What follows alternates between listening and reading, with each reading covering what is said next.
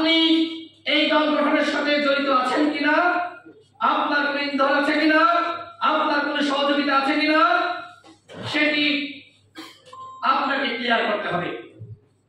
এই অভ্যুত্থানের নায়ক কারা, মালিক কারা? আমাদের সভাপতি নুরুল ঠাকুর, আপনারা দেখেছেন যে তিনি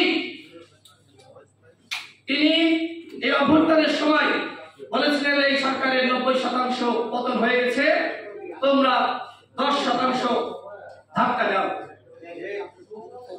আমাদের 11 জন শহীদ হয়েছে, আমাদের অসংখ্য সহযোদ্ধা গুলিবিদ্ধ হয়েছে, আমাদের অসংখ্য সহযোদ্ধা তারা ক্ষতির শিকার হয়েছে, নির্যাতন নিপীড়নের শিকার হয়েছে, গ্রেপ্তার হয়েছিলেন। আজকে আমরা দেখলাম যে একটি উপদেষ্টা পরিষদ গঠিত হয়েছে। সেই উপদেষ্টা পরিষদ হলো একটি একপাক্ষিক উপদেষ্টা পরিষদ। আমরা এই সময় বলেছিলাম জাতীয় সরকার গঠন করেন। এমনকি যখন প্রধান উপদেষ্টা প্রথম সংলাপ ডাকলেন, সেই সংলাপে আমাদের সভাপতি নুরুল ঠাকুর এবং আমি উপস্থিত হয়েছিলাম।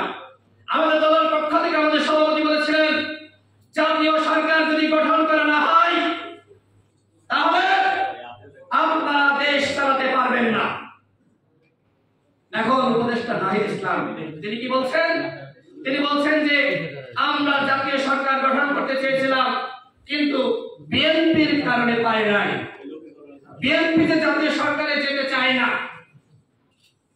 আপনারা এই সময় কেন বললেন না? কেন আপনারা সংবাদ সম্মেলন করে বললেন না যে আমরা জাতীয় সরকার গঠন করতে চাই, আমরা দেশের জনগণের সহযোগিতা চাই, এই রাষ্ট্র বিনির্মাণে রাষ্ট্রকে সুসংগঠিত করার জন্য জাতীয় সরকারের কোনো বিকল্প নাই। আপনারা বলতেন বিএনপি চাইনি বলে আপনারা চাননি। আমি মনে করি এইটা মূলত বিএনপির ঘাড়ে বন্দুক রাখা এবং বিএনপির উপরে ব্যর্থতার দায় চাপানোর অপচেষ্টা। দেখেন, বিএনপির মহাসচিব যে বক্তব্য দিয়েছে, যদি আপনি রাজনৈতিকভাবে এই বক্তব্যের বিবেচনা করেন, এই বক্তব্যে কোনো ভুল নাই। একই বক্তব্য জামাতের আমিরও দিয়েছেন, যে জামাতের আমিরের বক্তব্য নিয়ে আমাদের ছাত্র বন্ধুরা, আমাদের উপদেষ্টারা তারা কোনো সমালোচনা করছেন না, কিন্তু বিএনপির মহাসচিবের বক্তব্য নিয়ে তারা সমালোচনা করছেন। এর মানে কি?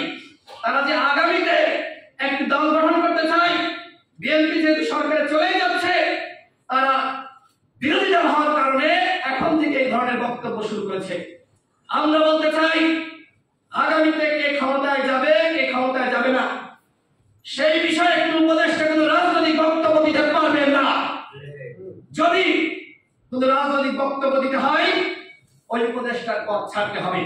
দল গঠন করবেন, ভালো কথা, কোনো আপত্তি নাই, শুভকামনা জানাচ্ছি, কিন্তু কিংস পার্টি গঠন করলে দেশের জনগণ মানবে না। আমরা কি বলেছি? আমরা হাসিনার সময় বলেছি, হাসিনা যদি চেয়ারে থাকে, ক্ষমতায় থাকে, প্রধানমন্ত্রী থাকে, তার অধীনে আমরা নির্বাচনে যাব না। হাসিনার অধীনে বাংলাদেশে কোনো সুষ্ঠু নির্বাচন হতে পারে না। হতে পারে বন্ধুগণ? হাসিনার অধীনে কোনো সুষ্ঠু নির্বাচন হতে পারে না। এই কথা আমরা বারবার বলেছি, আমরা সেই নির্বাচন বর্জন করেছি।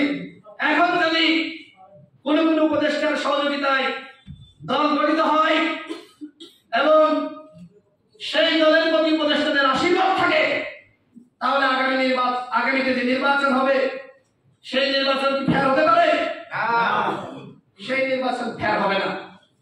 এই উপদেষ্টা পরিষদকে বলবো, নিরপেক্ষভাবে আপনারা রাষ্ট্র পরিচালনা করেন। আপনাদের নিরপেক্ষতার যথেষ্ট ঘাটতি রয়েছে। আপনারা কাউকে কাউকে সুবিধা দিচ্ছেন আর কাউকে কাউকে আপনারা বঞ্চিত করছেন।